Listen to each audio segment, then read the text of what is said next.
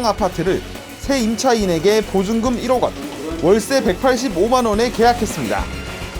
2년 전 계약 때 보증금 3억 원, 월세 100만 원이었던 것과 비교하면 임대료를 9%나 올려받은 겁니다.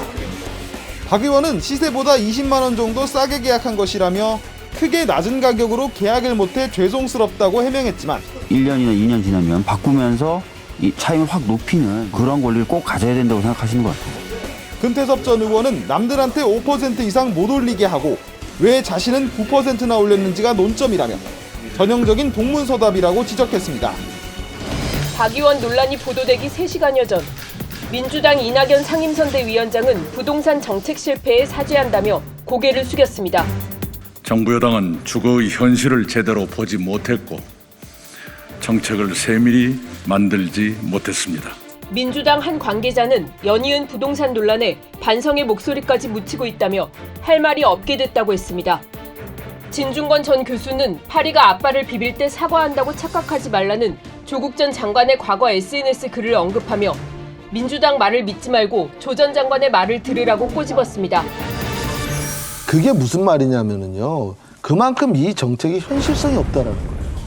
또 솔직히 말해서 박주민 의원, 김상조 실장이 본성적으로 나쁜 사람들이라고 저는 생각하지 않아요.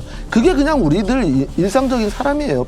평범한 사람들이에요. 어떻게 보면은. 근데 그걸 자꾸만 현실에 맞지 않는 정책을 내놓고 자기도 그걸 못 지키면서 결국은 그거는 자기 부정밖에 안 되거든요. 그분들의 도덕성을 비난하기보다는 그 정책 자체가 현실하고 괴리된 정책이라는 거를 스스로 인정한 꼴이고 지금이라도 좀 그런 건 수정해야 되지 않나 이런 생각을 합니다.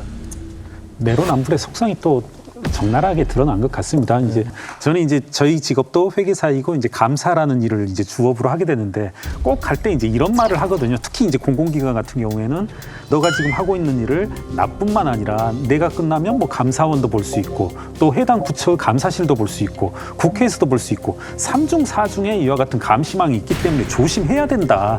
이런 말씀을 하는데 저는 이제 요즘 드는 생각이 이번 정부에서는 이와 같은 견제 감시 조직들이 싸그리 뭐 형이화돼 버렸다고나 할까요?